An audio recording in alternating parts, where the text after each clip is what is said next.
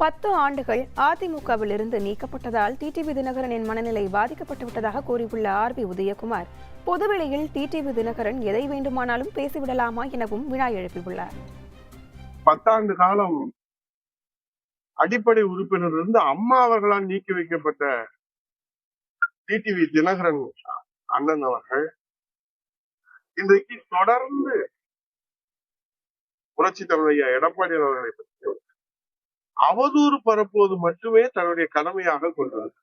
தம்பி, கிராமத்துல சொல்லுவாங்க, உனக்கு என்னப்பா, நீ பைத்தியம், எதை வேணாலும் பேசலாம் அப்படின்ற மாதிரி அம்மா அவர்கள் 10 ஆண்டு அவரை நடவடிக்கை எடுத்ததாலே மனநலம் பாதிக்கப்பட்டிருந்தாரோ என்கிற ஒரு கவலை அவருடைய தம்பிமார்களான எங்களுக்கு எல்லாம் ஏற்பட்டு, எப்படி எதை வேண்டுமானாலும் பொது வெளியில பேசி விடலாமா?